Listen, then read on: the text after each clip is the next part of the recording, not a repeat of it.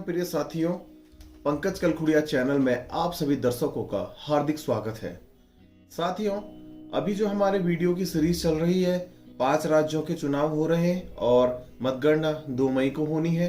इसके ऊपर हमारे जो वीडियोस आ रहे हैं उसमें आपको कौन से स्टेट में कौन सी गवर्नमेंट की सरकार बन सकती है, कौन सी पार्टी की सरकार बन सकती है, इसके ऊपर एनालिसिस दिया जा रहा है और साथ ही में आपको उनकी सीट्स का आकलन भी दिया जा रहा है। हालांकि हर वीडियो में हम आपसे रिक्वेस्ट करते हैं कि कहीं ना कहीं हमसे भी सीटों के आकलन में चूक हो सकती है, क्योंकि हम भी एस्ट्रोलॉजिकल एनालिसिस करते हैं जैसे हर कोई एक्सपर्ट्स अपने अपने फील्ड का एनालिसिस करता है। साथियों, ज्यादा समय न लगाते हुए आगे बात करते हैं। तमिलनाडु गवर्नमेंट की आज हम बात करेंगे, जहां पर को इस समय पर को के पलानी स्वामी जी मुख्यमंत्री हैं और वह जब इससे पहले शशिकला जी को जेल की सजा सुनाई दी गई थी, 4 वर्षों के लिए वह जेल गई थी। उसके बाद इन्होंने के पलानी स्वामी जी ने मुख्यमंत्री का पदभार ग्रहण किया था 2017 में।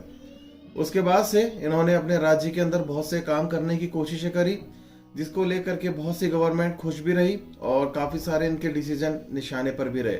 अभी इनकी हालिया समय की स्थिति को देखते हुए और पार्टी की स्थिति को देखते हुए जो एनालिसिस हुआ है उसके बारे में बात कर लेते हैं। तमिलनाडु राज्य का गठन जो हुआ है 14 जनवरी 1969 यानी कि 1969 पे हुआ है। साथ ही में मतगणना 2 मई 2021 को है। उस दिन विशेष जो है बुध और चंद्रमा से प्रभावित बन रहा है। तो क्या इसके ऊपर विजय दोबारा से के पलानी स्वामी जी ले पाएंगे? सीटों का टोटल एनालिसिस कर लेते हैं।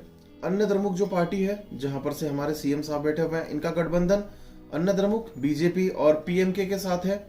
जहां पर को अभी देखते हैं कि कुल 234 सीट्स जो है, 234 सीटों में से अन्य द्रमुक को मुझे लगता है कहीं ना कहीं 75 से 82 सीटें मिलने की उम्मीदें मुझे नजर आती है। और साथ ही में बीजेपी को 7 से 11 सीट और साथ ही में पीएमके को 8 से 9 सीट यहां पर को मिलती हुई नजर आती है।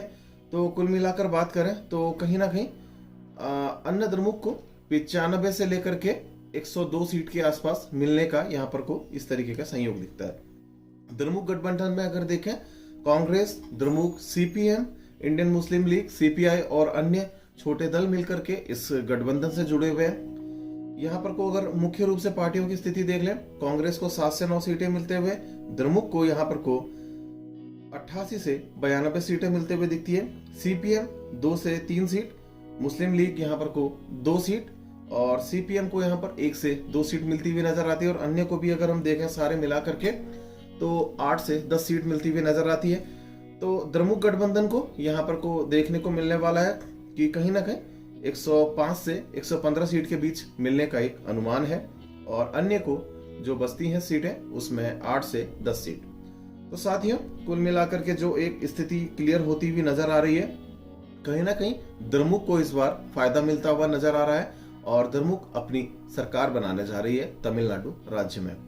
बाकी इनके चुनाव परिणाम आने के बाद भी इसके ऊपर हम परिचर्चा जरूर करेंगे। हो सकता है कि कहीं ना कहीं पर को कुछ चीजें और उलटफेर वाली हों। साथियों, अपनी अगली वीडियो में बहुत जल्द आप सभी से मुलाकात करते हैं। धन्यवाद और जय श्री राम।